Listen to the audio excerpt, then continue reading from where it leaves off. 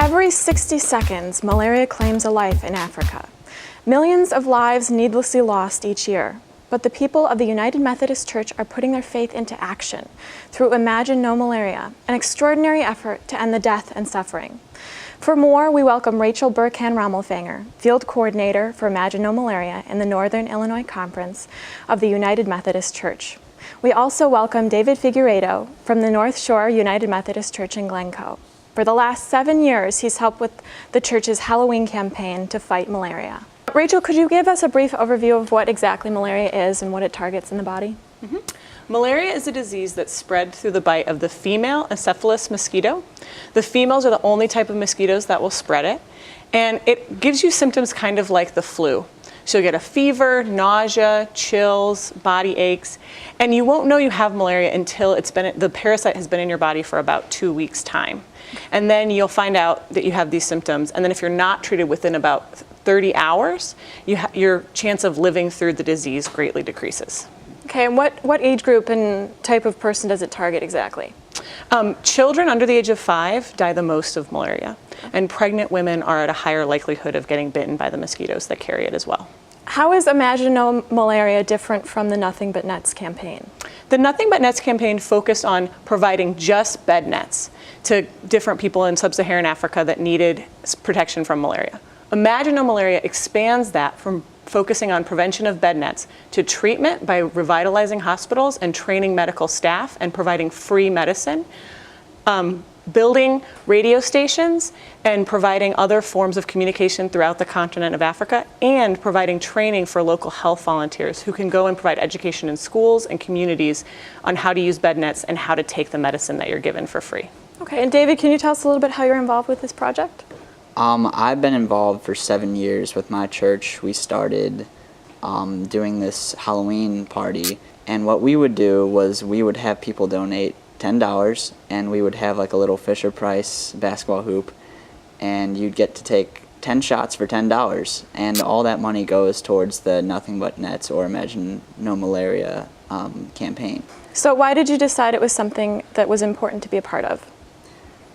Well, I've always been raised to believe that helping other people is the right thing to do, and why not help somebody that needs help that's sick? So I've always wanted to do that, and this was like the perfect way to do it. It was easy. Anyone could be involved. I started doing it at 10 years old, and even my grandmother, who's 88, does it, and it's easy for everybody. Yeah, we were talking earlier about how good she was at the Nothing But Nets contest, right? Yeah, she outdid everybody, even the men. Yeah, that's impressive. Yeah. Rachel, can you tell us a little bit about what exactly is going on in Africa and how you guys are helping directly? Yeah, we've distributed over 1.2 million insecticide-treated bed nets to sub-Saharan Africa. We've also trained over 5,800 health workers who go into the communities and share how to use the bed net and how to take medicine. And we have over 300 clinics, hospitals, and kind of impromptu health centers all throughout the continent that we're able to reach people through. And we have one radio station in the Ivory Coast that's able to broadcast our message to thousands of people. And why is this important? Why is this important to be involved in? This is critical because we really can eliminate malaria in our lifetime. In 1947, the US government decided it was going to eliminate deaths by malaria in the United States, and they were able to do it in 4 years. Wow. Which means we're really able to stop this from happening. I like to tell a story about some of the graveyards you'll see throughout sub-Saharan Africa, and many of the graves are unmarked. And those are almost always graves for children under the age of 5, because in some communities, they don't even name their children until they're 5 years old, because they don't expect them to live until they're 5 years old. So we really need to stop this killer that's attacking pregnant women and children. And it's our call as Christians to heal the sick, to feed the hungry, to clothe the naked. And this is just a part of that mission that we have from Christ. Malaria has affected you directly through your uncle. Can you tell me a little bit about that? Yeah, when I first was starting to learn about malaria in this campaign, I was visiting my uncle when he was sick in the hospital, reading a book about malaria, and he saw my book and said to me, "You know, I had malaria." And I was like, "What?" And he said, in Vietnam. And he's one of the I think it's close to 75,000 Navy and Army troops that got malaria, but less than 150 people died from the US Army, even though many of them got it, which proves we know how to stop the disease. And I realized in that conversation and learning those statistics that we shouldn't be having so many folks die. More people died in 2012 of malaria than HIV/AIDS. So it really is a needless killer. We have the medicine. We know how to prevent it. We just need to help get the resources to people who need it. And David, can you tell me a little bit about, like, if you were talking to your friends, what you would say to them to help try and get them involved? I would ask them if they were in that situation, like if they were the ones that were sick, would they want other people to help? I'm pretty sure their answer would be yes. So I think it's really big and it motivates them. And they think that they can do something other than doing something for themselves, you know, and it's a good chance to do that. Also, like, a lot of my friends like to play basketball, so why not have them just like shoot hoops for the greater good? It's a fun way to get people involved. Oh yeah, it sends a nice message. Mm-hmm. How have people responded to your message?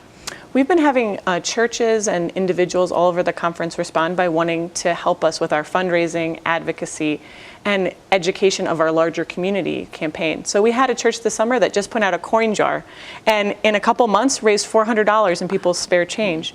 There's one congregation, Wesleyan and Methodist in Sterling, Illinois, that's decided they're going to raise $100 a week to save a child each week from malaria. And so far they've done it for over 20 weeks, which means they've saved over 20 people from dying from malaria. Yeah, can you tell me a little bit about what exactly it takes to save someone and what the prevention is? Mm-hmm. So you need to make sure that the clinics have the medicine available in them. Many times people will go to a clinic, but they don't have any medicine to give. The medicine's as little as $5. You also need a rapid testing kit, which only takes 5 minutes to find out if you have malaria.